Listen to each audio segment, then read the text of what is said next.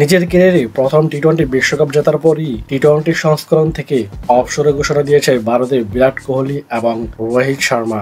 বিরাট কোহলি ফাইনালে 59 বলে 76 রানের ইনিংস খেলে ম্যাচ সেরা পুরস্কার নিতে এসে ঘোষণা দেন তিনি ভারতের হয়ে আর টি-20 খেলবেন না। দল হারলেও এই ঘোষণা দিতেন বলে জানিয়েছেন 35 বছর বয়সী এই দানবীয় ব্যাটার। টুর্নামেন্টের ফাইনালের আগে 75 বলে 75 রান করে চাপে ছিলেন বিরাট কোহলি।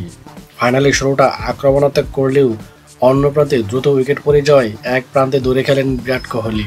এই ইনিংসের কারণে ম্যাচ সেরা হয়েছেন তিনি। সে পুরস্কার নিতে এসে পুরস্কার বিতরণী অনুষ্ঠানে হাসা বগলে বিরাট কোহলিকে বলেন, এটা আমার শেষ টি-20 বিশ্বকাপ এবং এটি আমরা অর্জন করতে চেয়েছি। একদিন আপনার মনে হতেই পারে রান করতে পারছেন না, তারপর কিছু ঘটবে।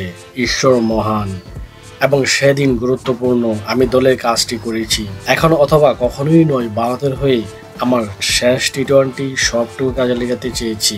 আদতে কি বিরাট কোহলি এমন ঘোষণা দিলেন কিনা বগলে সেটি নিশ্চিত হতে চেয়েছিলেন।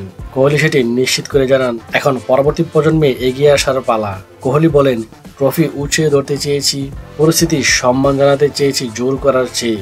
2010 সালে জিম্বাবুয়ের বিপক্ষে অভিষেক হয় এবং এখন পর্যন্ত ক্যারিয়ারে 125তম ম্যাচ খেলে ফেলেছেন বিরাট কোহলি।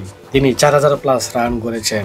রোহিত শর্মাও টি-20তে সর্বোচ্চ সংগ্রাহক। রোহিত শর্মাও 4000+ রান করেছেন। তবে বিরাট কোহলির থেকে রোহিত শর্মা ম্যাচ খেলেছেন বেশি এবং দুজনই ভারতীয় লিজেন্ড। দুজন টি-20 থেকে অবসর নিয়েছেন, তবে তারা টেস্ট এবং ওডিআই চালিয়ে যাবে বলে জানিয়েছেন।